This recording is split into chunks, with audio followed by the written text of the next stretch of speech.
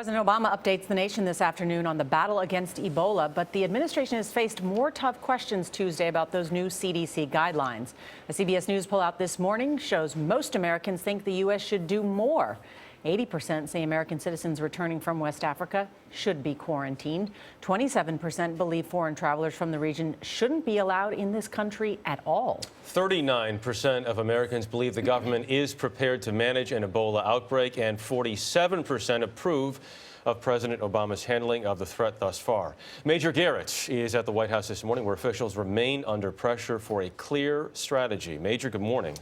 Good morning. The White House says there is an emerging consensus among governors, the military, and the federal government about how to deal with suspected Ebola cases. In reality, what appears most striking about current Ebola protocols is not consensus, but confusion. President Obama defended less stringent federal Ebola protocols for private citizens than for U.S. soldiers returning from the Ebola hot zone. We've got to make sure that we continue to provide the support of health workers who are going overseas to deal with the disease where it really has been raging. We don't expect to have similar rules for our military as we do for civilians. All Army soldiers coming home from West Africa will first spend 21 days in virtual quarantine. That's already happening to troops returning from Liberia at a base in Italy. The Joint Chiefs of Staff recommended this policy apply to all branches of the military. Defense Secretary Chuck Hagel has yet to approve the plan. I think the Secretary understands that Army leadership, supported by the recommendations of the Joint Staff, wanted to take a very conservative approach. More conservative than new CDC rules that recommend voluntary quarantine only for those known to have had high-risk exposure to Ebola. You can understand how people might be confused about that.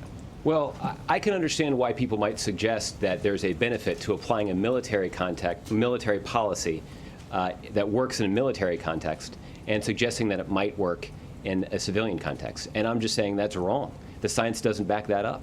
New Jersey Republican Governor Chris Christie will stick with a policy much closer to the Army's and dismiss threats of a lawsuit from nurse Casey Hickox, who was quarantined in his state over the weekend. Well, whatever. Get in line. Been sued lots of times before. Get in line. I'm happy to take it on. Defense Secretary Chuck Hagel will decide later this week whether all members of the military returning from West Africa will follow the 21-day quarantine policy established by the Army. Army soldiers will make up the vast majority of U.S. military personnel sent to the Ebola hot zone. And if Hagel were to reverse Army policy, well, you could probably add controversy to already existing confusion. Gail? All right, Major, thank you.